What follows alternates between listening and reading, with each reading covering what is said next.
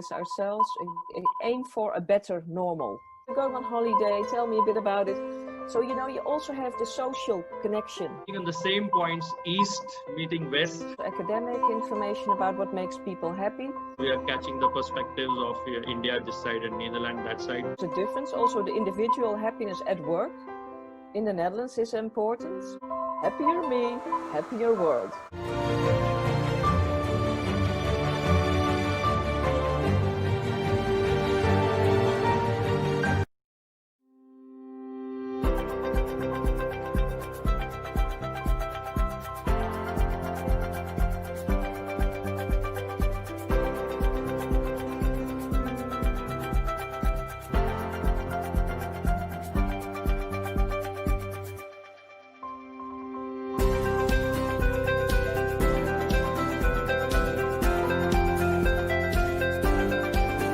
Welcome to HappierBeings conversational series on role of professional happiness for improving productivity in COVID world. Today, we are having Peper from the Hague, Netherlands. She started her career as an international change management consultant for Accenture and Deloitte. She also worked in HR for the Dutch Central Bank and the Central Bank of Curaçao and Saint Martin. In 2015, Gia founded her own company, the HappinessBureau, that supports organizations to become more successful by increasing their employees' happiness. Gia conducts the Happiness at Work expert training at several Dutch universities of applied science and wrote numerous books and articles on happiness at work. I'm delighted to have her on this show. Gia, how are you doing today? I'm very well, thank you very much. And it's also an honor for me to be here and have this conversation with you. So thank you very much for inviting me. Thank you so much. So we are having this conversation, on the backdrop of what is called as World Gratitude Day. This day, yes, you would know very well, it started in 1965 from Hawaii when Chinmay Swami did a small gathering there in East West Center. And he just called people there to express thankfulness. And from there, people picked up in 1977, UN incorporated this as a World Gratitude Day to honor his work on this side of it. And today we are, meeting on the same points, East meeting West. And I hope the conversation brings out some valuables for people who want to understand happiness at work in these challenging times and improve their productivity. And what, Gia, is the first thing that we want to ask you is, you would know how things have changed so suddenly, and the change has been so widespread and radical, where people have to, exhibit drastic change in their behavior, how they are working. So we speak about remote working, we speak of tremendous high amount of hygiene, and this has created a lot of things which people have not seen before completely. How it has changed things at your side? What do you feel? What has changed, and how people are taking it? Well, yeah, it's been a big change. I don't think that we've ever expected this to happen. And of course, there were a lot of warnings, and yes, things may happen, but we always think, oh, it's maybe happening somewhere else, but not with us. So I think when it happened, or just before we had the breakout, there was like maybe an unbelief. It's like we couldn't grasp how big this would be. And after that, our government took some measurements, and then we saw that people had to work from home. And in the Netherlands, quite a few people are used to working from home, but then maybe 1 day or 2 days a week. And now suddenly, we were obliged to stay at home and do our work. And we were lucky to have the infrastructure. So most companies were prepared. So, we had like the Zoom or the Teams applications, etc. So that was a big help. I think if this has happened about 10 or 20 years ago, or maybe even longer, then we really would have been in a mess, because there had been no way of communicating.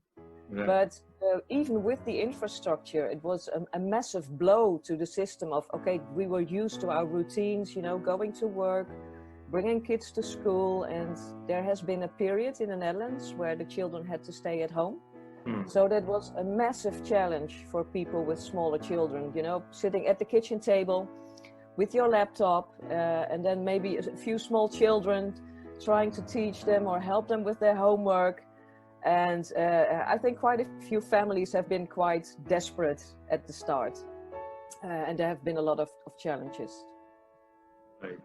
So yeah, quite clearly, yeah, this is unusual times, as everybody have not seen this before completely. And since we are speaking about happiness, so we want to understand, what is happening right. Normally, people see things from the point of view of expectations and what is happening not correct. So, what do you feel is happening right? What does the people see at your side? How does they see what's happening right in these times?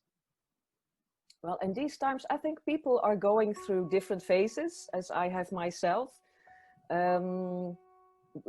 Roughly there are about 4 phases. There's like the fear phase. So I think that a lot of people were in this phase when it just happened. It's like you can't grasp of what's happening. There's also a passive phase where you react to change, like, you freeze up, you're being very passive. There's also a phase where people are getting very irritable. And at the moment in the Netherlands, there are people, they're fed up with all these measurements.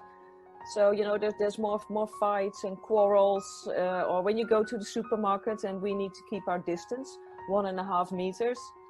And, when people are not sticking to that, you get, you get fights in the supermarkets.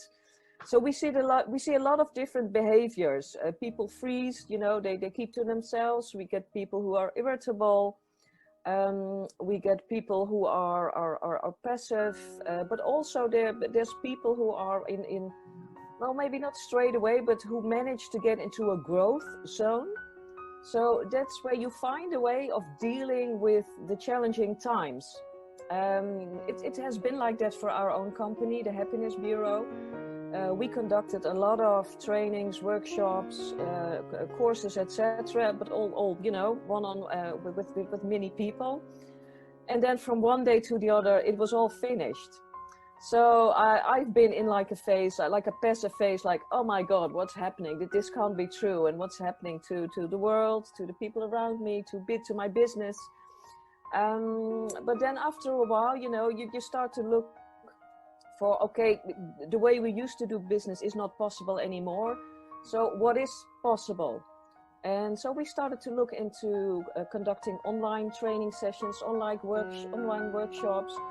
We shared a lot of good examples, what companies were doing during the COVID. It feels like you're, a little bit more in control. And I also see that same behavior in different companies. There's a big shock. How do you react to it? But it's great if after a while you find yourself in this growth phase where you can deal with new challenges, find ways, help other people, take care of yourself, and try to adjust as much as possible to a new situation. And that doesn't mean that you're always in that growth phase, because there's times, when you go back to your fear, or there's a time when you go back to your touchiness, your irritation. There's a time maybe where you are more passive, but it's great if you find a way to move to that growth phase, dealing with the challenges. And we talk about a new normal a lot, but I prefer to talk about a better normal. So using the crisis to see, there was a lot of things that were great, but also there were things like in the Netherlands, a lot of people are commuting. So they spend a lot of time in the morning, 1-2 hours in traffic jams, and then in the afternoon on the way back, the same traffic jams. I mean, there was chaos, and that was not a great thing to do. But we weren't able to manage to change that by ourselves. We needed a crisis for that, to think about, okay, but maybe it is possible not to travel every day, but to have, a conversation like this with you, or to have a meeting. So yeah, let's aim for the better normal and focus on what also the good things this COVID crisis is bringing us, is teaching us. Yeah, I really like this word, better normal, Gia. It's such a to hear this, a different perspective. And, since it has been some time now that people have been exposed to this new changed situations. So how do you see people are, having concerns in this change time now? And what do you feel which can be changed and it can help people to work little more better, be more productive? What do you think? Well, I think probably the first step for change, the first step is acceptance. As long as you keep fighting what is happening, and I wish it wasn't there, and I wish things were differently, etc., the way it was, and you're stuck in the crisis. So I think the first step for moving forward and talking about happiness or working productively, etc. The first step is accepting where you are now and focus on what are your possibilities and what aren't the possibilities. But also asking questions in organizations and management, but also employees or as an individual, you can ask yourself several questions. We have developed a reboarding checklist, and I will send it to you so you can share it also with all the people who are listening to our conversation. So nice of you. Of course, we like to share as much as possible. Yeah, thank you. To make this period bearable, and then you should think about questions like, what do I need in order to do my job effectively? Do I have it, or what can I do to arrange that, or what do I like to retain, or what would I like to keep from this time moving forward? I'm sure there's a lot of stuff I'd like to do differently, but maybe I don't like to travel as much as I did before, so that's what I like to retain. Or do I feel supported? If you're a manager, you could ask the people in your team, do you feel supported? Do you have the right support? And we talk about the technical infrastructure, but also your working environment. Also, do you talk to your colleagues? Because that's one of the biggest challenges, I think, at this time, that we're deprived of social relations. There's been some research in the Netherlands asking what people lack the most, and that's the human contact. And there are companies in the Netherlands, or quite a few, I think, and they conduct meetings like this with, and not only one-on-one, but with lots of people. And that's very tiresome. So, and I would advise them and all the companies who do that, is that really necessary? And understand that talking to a screen all the time to a lot of people is very tiresome. So you need more breaks. Maybe you can go back sometimes to just calling. And maybe you can go for a walk, do a call, which has a different energy. So basically, accept the situation.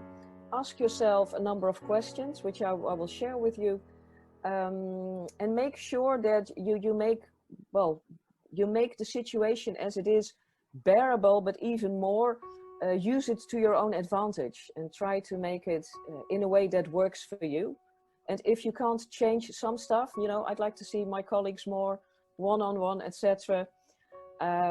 What's not possible, try to let it go and find ways around it, like what we do in the Netherlands and what we do with our team and in organizations is go for walks with people.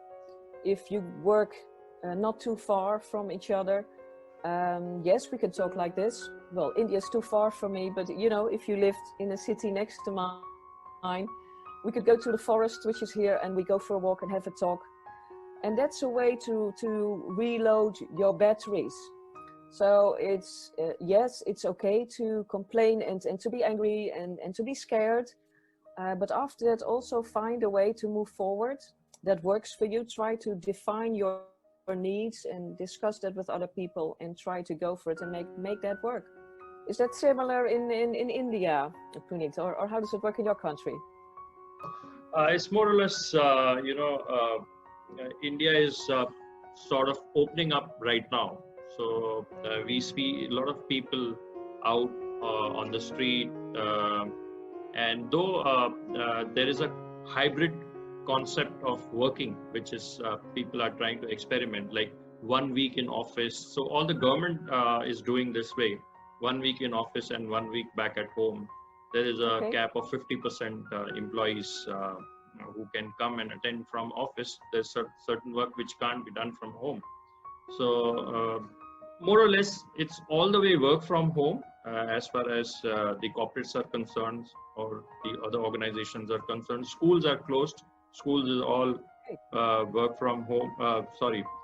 It's online. So kids are attending their class from their home itself. So this has been a great thing where schools have transformed themselves into online teaching in no time at all. And that's great. Yeah, so how do people manage at home because in the Netherlands the schools were closed also for a period, but then it drove the parents mad, because they had to do their work and they also had to teach, or they help their children, or they were around, and so that was a very stressful time. And now the schools are open again. There are still quite a few people working from home, and in the Netherlands it seems that's moving forward. That's a better way. But in India, the children are at home and you're working from home as well. See, in India, family institution is pretty strong. So here, people want to be with their kids, and we want to be with their parents or with their spouses. So all these issues where students have gone out and they are, studying in some different city, and they are come back and their moms are so happy that they can see their child in front of them. And if you ask me personally, I'm very happy to see kids right in front of me and going about their classes and doing their work. And though it's not good for kids, they want to go out and play, which they're missing so badly. So that's the combination of good and bad, both putting together, and it's absolutely how you take it. So I'm taking it with very joyously, and this is how the kids who are at higher grades, for them the saving commuting time is where they can invest that time into studying and preparing more, while kids who are in lower grades, they want to go out and meet their friends. They don't understand what is all this going on. Yes, well, and it's difficult for kids as well. Yeah, absolutely. So thanks so much for asking, about things at this side. So we are catching the perspectives of India this side and Netherlands that side. So, what's more important is to understand, if we speak a lot about happiness, we speak about happiness at work, professional happiness. These words keeps on going here and there. But in case, if you want to understand, what professional happiness means, what does happiness means for people to look at, and to connect with it and understand. So, and then how is it important in these times for maybe enhancing people's productivity or organizational productivity? Okay. Well, maybe I'd like to share with you the way we define happiness. And as I said, I have a number of slides, and I'd like to bring one up. Yeah, sure, please go.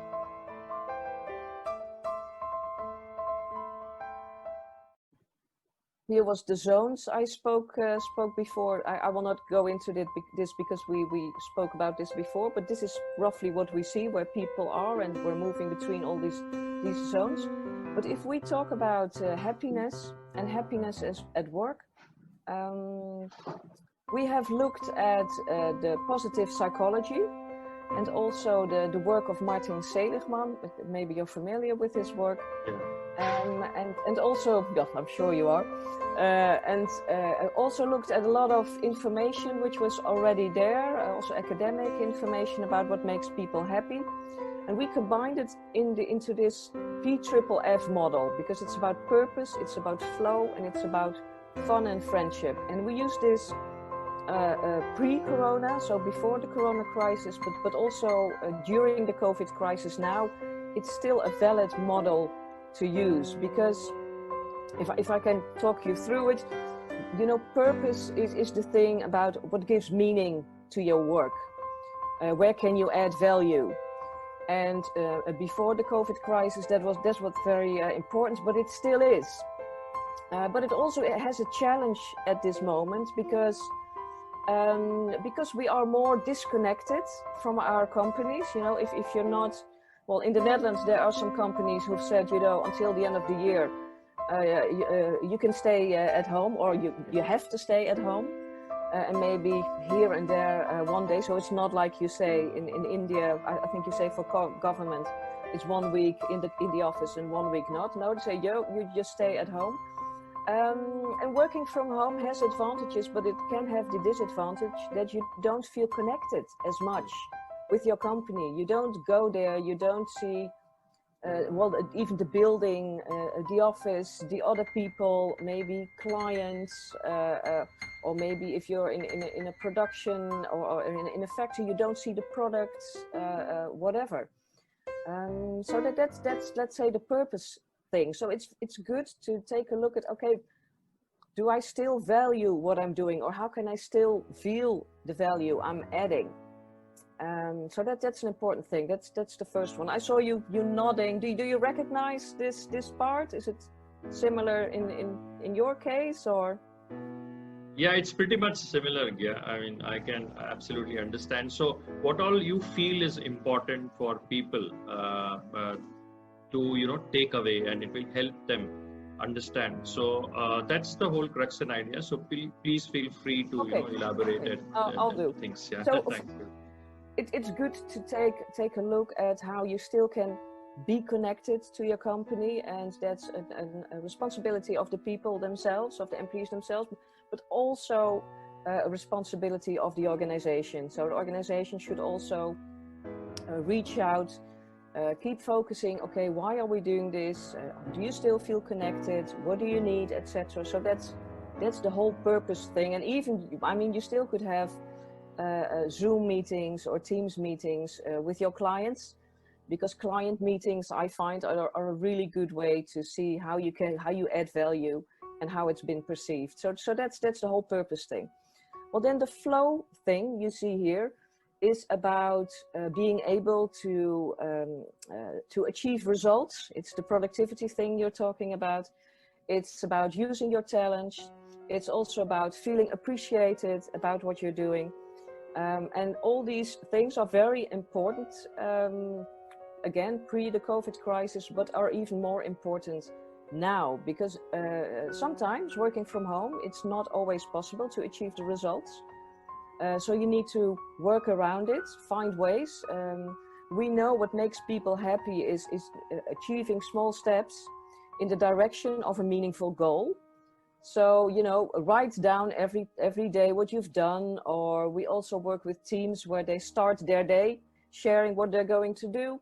And at the end of the day, you share what you've done, which gives, it's a good way of dividing the day in a working part and a non-working part.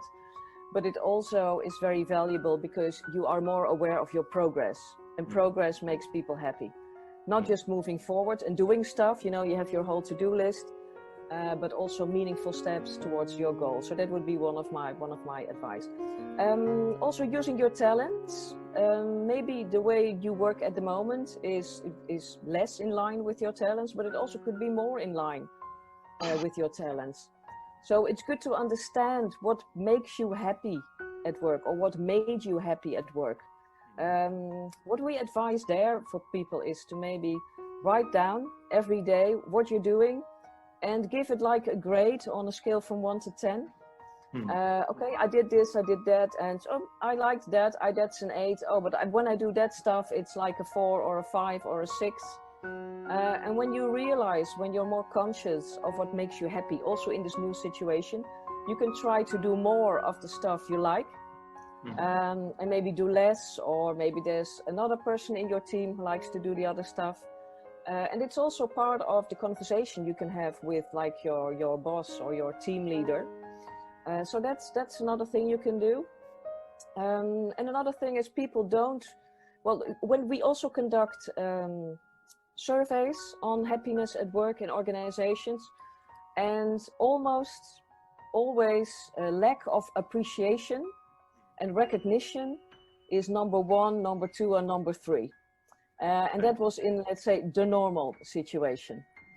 And now, you know, when we're more at a distance and there's more stress and things going around, people feel even less appreciated for all the work they're doing and all the stress they're dealing with. Or, you know, in the Netherlands, they find it, people find it stressful to be at home with the children and not being able to see their parents who live, you know, somewhere else, and we can't see them. So this is something for everyone, but maybe especially for management and team leaders, to make sure you show your appreciation for the special situation people are in, and that you realize, you understand that it takes an effort of people, that it takes more energy because it's different. So that helps people also, you know, that you feel that you're understood. So that's something I really advise as well. And another one-off in the Netherlands, when there was this lockdown, and in the first month, you know, all the employers, they were sending gifts and cards, etc. And Wow. you know, people really felt, you saw that it made people happy. But then after a month, you know, it feels like, okay, we've done that, and now get back to business. And we know also from academic research that when people feel appreciated, that helps for well, the way they feel, for their well-being. And you talk about productivity, and you know, when people are happier in what they're doing, and they feel more secure, they feel more appreciated and recognized, then the productivity goes up as well. Well, and then the last one, and not the least one in this time, it's about the fun and friendship. It's about, you know, you can laugh together, you feel connected to each other. Well, I think this is the most difficult part at the moment. In the Netherlands, we see quite a bit of challenges in this area. And that's because, you know, we don't meet face to face. We don't see each other. We sit in front of a screen a lot, but also, and I will stop sharing, but I'll continue what I would like to say about the fun and friendship. We see that with all the team meetings in this format, then we focus only on, okay, what's on the agenda? How about this project? Did you meet that deadline, etc.? So when you're in a physical team meeting, at least in the Netherlands, and I'd like to hear what it's like in India, you know, you have like, you make a small joke, or you have a bit of laughter, or you talk about, okay, Puneet, you're going on holiday, tell me a bit about it. So, you know, you also have the social connection. And now with all the team meetings online, we dive straight in, only the content, only, and that's what we miss. We really miss that. So therefore we also advise the teams and also management, if they have these big meetings or meetings with more people, also schedule some time for fun, or start with something funny. Ask, for example, okay, which shoes are you wearing today? Well, quite often people maybe are not wearing shoes, or, you know, just start on a lighter note. And we know when people can laugh, also in stressful times like these, it connects and it keeps people connected. So think about things you can do to enlighten also these team meetings. So we're not looking at screens with bunches of people and only listening to people, but also feel connected. So what's that like in India? Do you have still a little bit of fun at meetings, or is it also very serious? So, okay. So in India, you know, I mean, people have found these as an opportunity to bring leadership close to employees. People coming and discussing about what they had not been discussing otherwise in work. So about their preferences, about their spouses, about maybe, you know, dish which they are making at home, and sharing their pictures in the team meetings. And yeah, you know, I mean, especially women, they would want to, you know, dress up. So they have some dressing challenges, and Really? sharing the work of kids and not speaking about work, but then speaking about rest of the things, and making some tea time or some special food which they have made, and on some day they would be given a task that you have to make this dish. Everybody makes this dish, and they have that a Maggie bowl time, or some of the food where people will have that food. So all of them are having the same food, and they are talking about the food and nothing of work at all. So these are the great times when people are discussing about what they have not been doing this completely. I mean, in office, either you are discussing about work, or you are then discussing about the rest of the things which is going around in the world. But this is where leaders and employees are getting inquisitive about knowing each other well, accommodate, and the second thing is they're trying to accept if there is anything which is like earlier taken as shortcoming, like we are discussing, and someone's kid is crying, and some utensils are breaking in kitchen, kids is running into the meeting, or dog is coming into the meeting. So people are saying, hey, fine, this is completely normal, this okay, don't worry about it. So okay, yeah, well, we do have that too, but it seems a bit like so before the COVID crisis, it was not combined. It was more work is work in India, and now with this situation, it's more integrated, and there is time. Yeah, so people used to speak about work-life balance. Now, yes. Now we are speaking about work and life. So it's completely getting seamless, because families are big at this side. At times, you're sharing the same space, and normally it's good to take some different place, or separate place, or defined place for work. But initially, when this COVID started, people started to do that, but it's still hard to maintain. And then thereafter, I mean, you are in wherever you are in your house, comfortable, you are in your bedroom, you're outside somewhere, you're working, and people are accepting that. And clothes specifically, I mean, people are not taking it that you are in a formal clothes, you be at your peace, just get the work done. That's the main concern. But yes, people are missing, some of the people are asking when we will go back to office.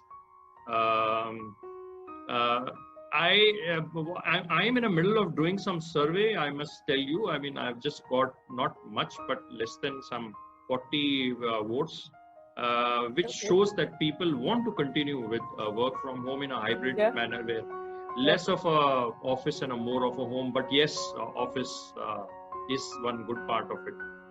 Yeah, we see the same in the Netherlands, that if you ask people, they would not like to go back to the situation. Well, I already depicted of, going in traffic jams to the office, and then at the end of the day, but say, okay, but also there are huge differences between people. And I think that's also very important to understand that, it's very difficult to come up with one policy that will fit and make everyone happy. You probably have the same, if I speak to a few people, they say, oh, I really want to go back to the office.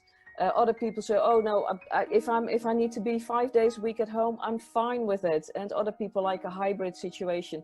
So it will demand a lot more from companies, but also from management, how to deal with these situations. And I know of companies who say, no, we're going back to, you need to be in the office 5 days a week.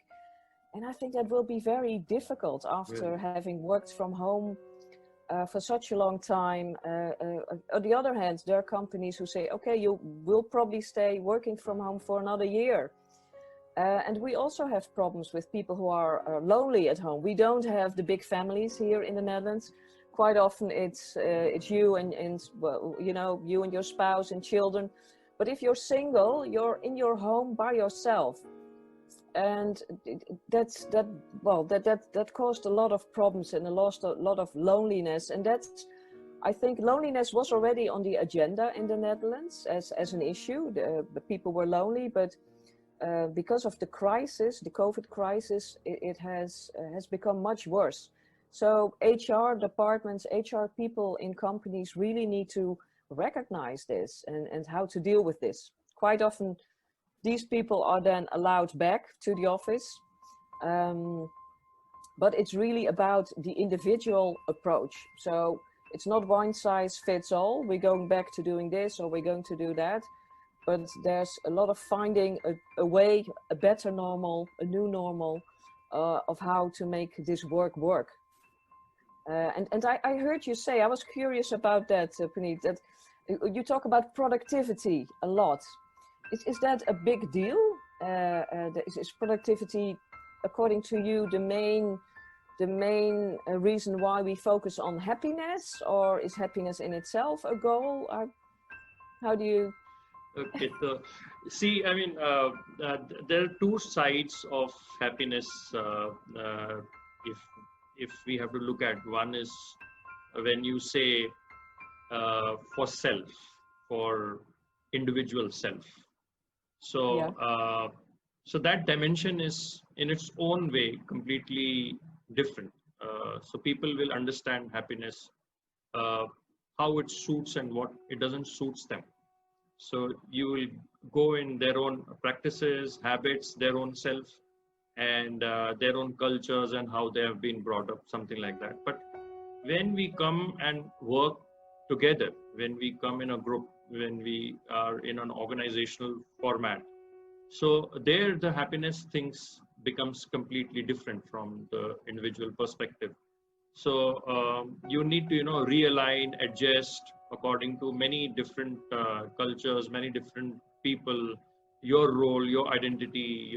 A lot of things needs to be changed.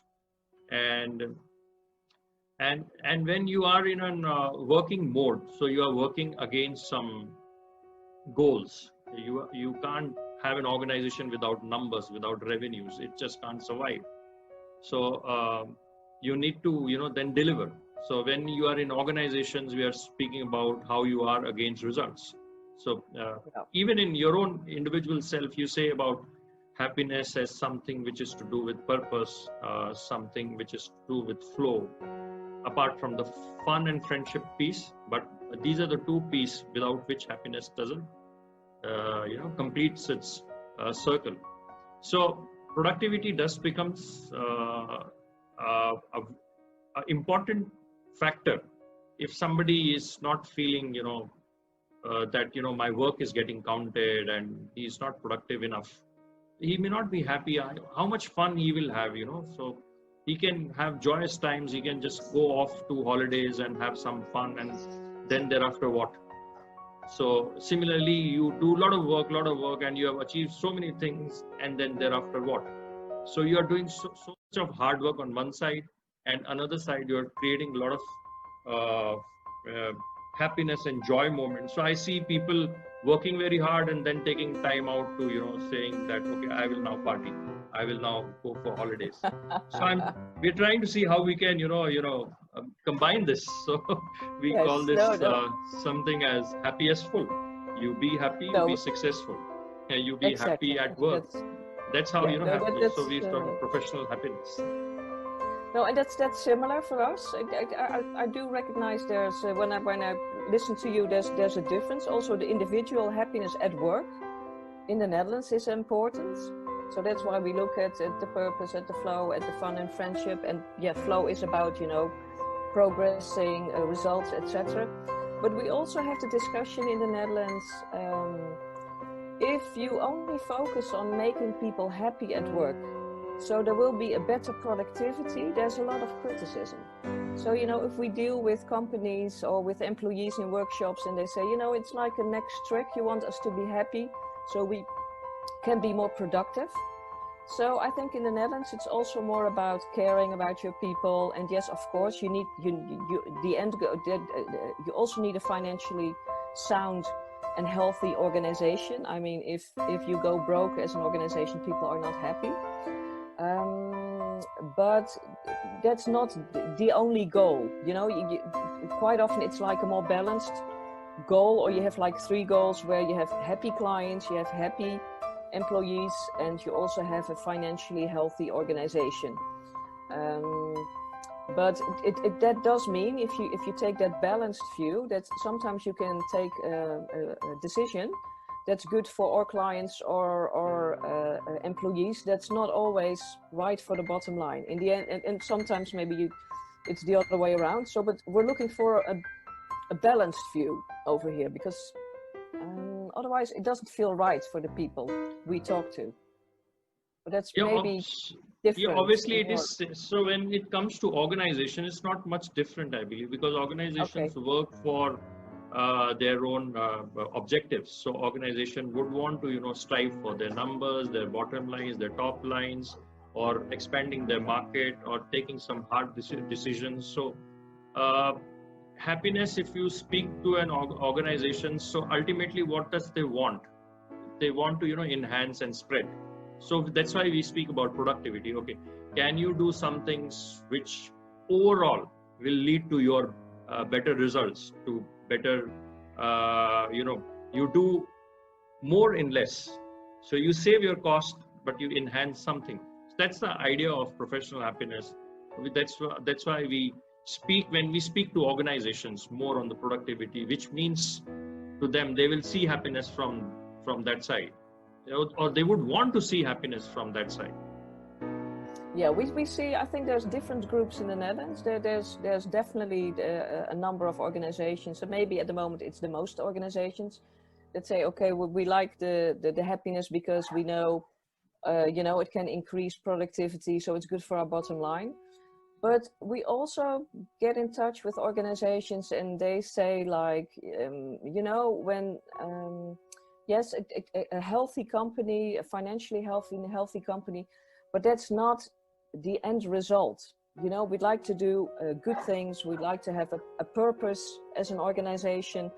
And yes, we need the money and we need the results and the bottom line as a means to do that, because without money it cannot run. But it's not the sole purpose of this company to make as much money as possible. It's also to make sure that we strive for a better world. We strive for happy customers and happy employees. So therefore, they have like a more balanced view, I find. Yeah, see, it's as we are progressing through these times, when people are seeing what they have understood world from the perspective of making money, name, fame, assets, or rather making company as number one in their segment, or gaining huge amount of market shares, or being profitable, or rather having some social causes. So more we are getting towards not normal things. Like climate was one issue at the start of 2000, and we started to speak about sustainability. So it's becoming all the more hard for organizations to, speak only about profits, to speak only about, taking something hard decisions. Today, I've seen, companies who are giving their advertisement in completely different form. I haven't seen that at all. So they're saying that we also do this product, but we are, creating a social impact. Like, for example, I used to see when I was a child, advertisement of tea as a taste. But now I see the same company advertising by creating tea as something which you can connect with people at social level, at family level. So they are saying, they're showing an isolated person sitting all alone by himself, and then someone coming up with the tea and they are, breaking. So it's very hard for companies to only speak about their product, their profits. Yes. Yeah. It's completely changing now. Now, I haven't seen times where people centricity on their auto mode is coming up at the center stage. Well-being is coming up at the center stage. Exactly. Because of, thanks to this virus, people are not talking about well-being, which they haven't talked in organization. It was more like a checkbox. But now people realize if they want to survive, if they want to be, making more profits, they want to look after people first. So Exactly. if I speak to a lot of these team leaders or a lot of these HR heads, so I haven't seen them speaking about, not speaking about work, and then speaking about only how you are doing today, what's your favorite dish, send me some pictures of things you have. I haven't seen that. I have just seen, yeah, tell me about your numbers, you are short on this side, and our targets, we need your more help. Okay, we have achieved the target, but somebody else is not doing, so you strive more. So that's gone. Okay, but that's very interesting because not everywhere, but in quite a few places, we've seen the opposite. As I said, because there were all these screens, so the focus was more on only the numbers and the targets. And I think things are changing now because we realize, before we had these chats and stuff about informal things or about the lives of people. But it's funny to hear that in your case in India, in a way it has helped to become a bit more informal with each other as well, with the COVID crisis. That's very interesting. Right, absolutely. I learned a lot. Thank you. So I do hope, this new normal, when we speak, we are trying to see that, what has happened before gets corrected. There is a sense now where people want to say that what all we have done, here's an opportunity to now do something differently. So what do you think, Gia, if I have to ask you from this perspective of happiness, this changed circumstances, most of the experts which I'm speaking to, they're saying that it's going to stay at least for near foreseeable future. These are not going to change, it will stay.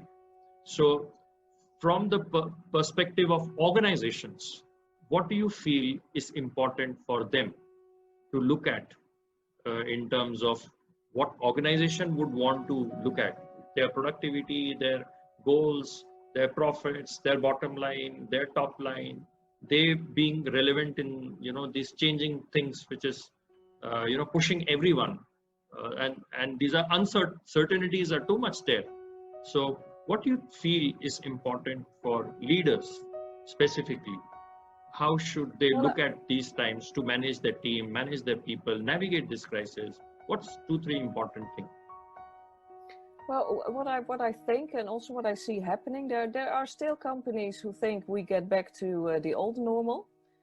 But I think it is very important for organizations to, well, it's almost about reinventing yourself. It's about, this is the way we were, but things have changed, circumstances have changed. There also may be new opportunities. We also have had a lot of companies with growing markets because they had products that were used a lot.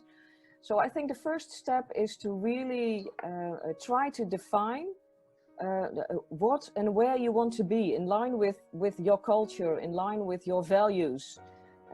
Hopefully, or quite a few organizations have their values, and if you have those, you try to translate them into this new time. If it's personal and professional, as an example, okay, how are we still personal and professional in these changing times? Also, I think that leadership, we always said that it's very important to be in touch with your employees, what their needs are. But I think that's even become more important. Also by reinventing how we get a lot of organizations who come to us and say, okay, how do we manage from a distance? So what is your view? What is your vision? I think, first of all, people need clarity, especially in uncertain times. So you need to think, to reinvent. This is how we are moving forward. And discuss that with people and discuss, okay, how does that affect you? What do you want? Are we going for a hybrid model? Do we try to go back as much as possible to normal, if that's possible? Or do we maybe, I think there are a few, was it Twitter, they said, okay, for the whole next year, people don't have to come back into the office. Well, if you decide that, if that's your vision for the next year, because I think it will be very difficult to have, in the past we had 5-year plans. I think that's not possible at this stage. So maybe, you know, every 6 months or a year, you need to see, okay, what we value and what do we want to keep? And then talk about, okay, if we agree on this, how do we do that? And does that mean we move to a hybrid model where people stay partially at home, partially in the office? What does that mean for our office? That probably will become like a meeting place rather than, I mean, we don't want people to come into the office to do their mails or to have online meetings. So what can people do at home? And so redefine the working place completely. And also, we had, I don't know if it's similar in India, I guess it is, but we had all these open spaces with lots of people behind their desks. Well, we now know with the COVID crisis that's, well, we already knew that wasn't working, but this helps probably to also have different areas in the offices, in the buildings where people can meet in smaller groups, and maybe people can work, they have quiet rooms. So it will affect a lot of things. How do we maintain our culture? How do we keep people connected? How do we attract people? How do we keep people? Because I hear a lot of people who lose people to other companies at this stage because the connection is not as much. Our leadership, how do we want that to be? Our offices, what do they want? What do they look like? So I think there's a lot of thinking work and doing work for organizations, management, but also for employees themselves. Who am I in this crisis? What have I learned about myself? There are people who've learned about themselves that they maybe like working by themselves and maybe not as part of a big company anymore. On the other hand, there's people who found they were really unhappy working from home. Maybe they should try to find a way to get more interaction. So yes, it's a challenging time, but I think really being very conscious about what's happening, where do I want to be, and which steps, how small they even can be, thank you so much for describing us and taking us through to these concepts of happiness and trying to, you know, put in the perspective what it is in Netherlands and also understanding how it is in India. So and giving a perspective of how happiness should be taken by the organizations and by the leaderships, so that it can become important tool for enhancing people, their own experience or the work per se. And at this point in time, I would, you know, invite you to share your final comments, which would be important for you, which should be a takeaway for viewers. Thank you. Okay, well, thank you for this opportunity. Well, I very much like to stress that every crisis also has an opportunity. So I'd really like to advise, and also we go this ourselves, aim for a better normal. Let's not try to hold on everything which is not possible anymore, or we try to get back to the way it was, but not only aim for a new normal, but for a better normal. And that, of course, includes well-being of people, that includes happiness, that includes focusing on the needs of people, the needs of organizations. So I'd like to say to finish this session, well, keep the good things and fix the bad things. And I'd like to leave all the watchers with this comment. Thanks much. So fix the bad things and keep on doing the good things. So yeah, keep the good things and fix the bad things. Yeah. Thank you so much. Okay. So what we are doing is, you know, we are building a campaign called as Happier Me, Happier World. Now this is a hashtag campaign. So we are trying to build awareness around this. So what we do is a protocol. We raise these two fingers, a sign of victory, and we call it Happier Me, Happier World. So if you can join this call, and from your side, give a call by saying Happier Me, Happier World. So this hashtag campaign we are doing to bring awareness for people to realize to keep themselves happy. So this is a campaign called as Happier Me, Happier World. Happier me, happier world. Thank you so much. You're welcome.